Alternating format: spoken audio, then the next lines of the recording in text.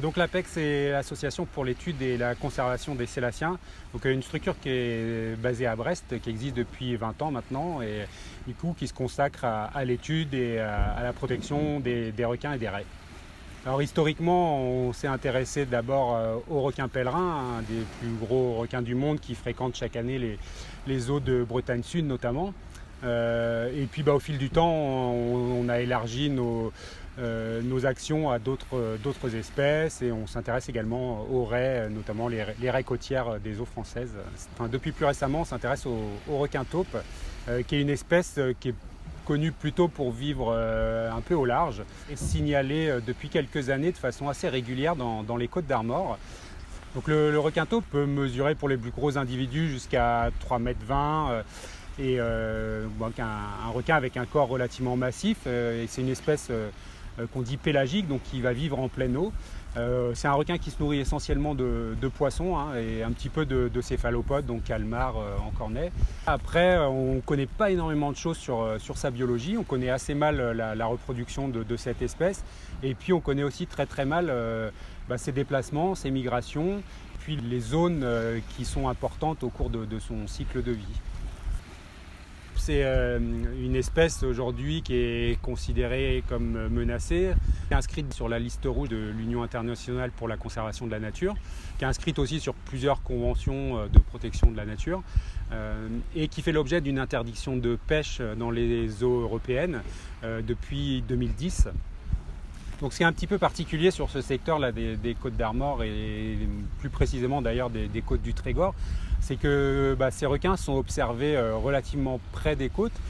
Alors les signalements qu'on a pour l'instant, ils ont l'air d'être assez saisonniers et donc c'est ce qui nous interpelle un petit peu et qu'on aimerait mieux comprendre, c'est de savoir en fait comment ces requins utilisent ce secteur et quelle est l'importance et le rôle de ce secteur au cours du cycle de vie de ces individus. Donc par rapport à toutes ces questions là qui se posent sur ce secteur des Côtes d'Armor, donc on est là cette année pour réaliser une opération test pour notamment voir si on arrive à équiper des individus de balises et notamment de balises de suivi par satellite. Et donc on teste une nouvelle méthode d'accrochage de ces balises qui nécessite la capture des requins. Donc en fait on s'est entouré d'une équipe de plongeurs et puis de pêcheurs sportifs pour essayer de capturer quelques individus et voir si on arrivait à les immobiliser le long du bateau pour pouvoir justement poser ces balises. Donc pour cette opération, il a fallu qu'on obtienne une autorisation de pêche à des fins scientifiques. L'objectif de cette mission, c'est vraiment de réaliser un test dans l'optique d'une future étude. Alors l'idéal pour cette future étude, ce serait de pouvoir équiper plusieurs individus pour pouvoir voir un petit peu la diversité de comportement entre les différents individus. Peut-être une dizaine, ce serait vraiment déjà bien pour une première étude. Donc forcément, ça se fera peut-être sur plusieurs années.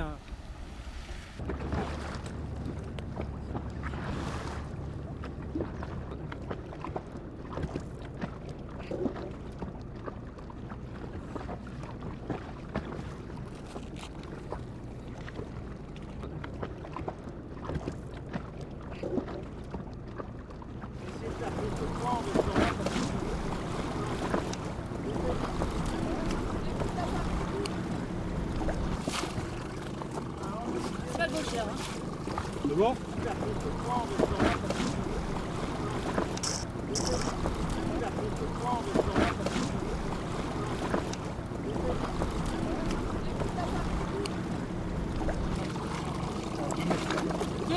Je vais mettre à la fourche. À la fourche. Ok. On prend la queue larguée. Ok.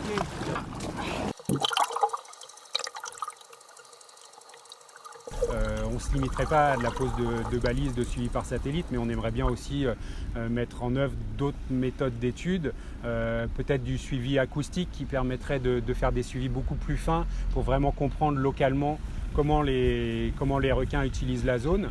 Et puis on compléterait ça par d'autres types d'approches qui permettraient de compléter les informations collectées avec les balises pour vraiment comprendre comment les animaux utilisent cette zone côtière. Est-ce que c'est quelque chose de saisonnier, de voir les éventuelles connexions avec des secteurs plus au large qu'ils pourraient fréquenter à d'autres périodes de l'année. Donc voilà, ça va vraiment être une combinaison de plusieurs approches pour vraiment mieux comprendre ce qui se passe ici et l'importance de cette zone pour l'espèce.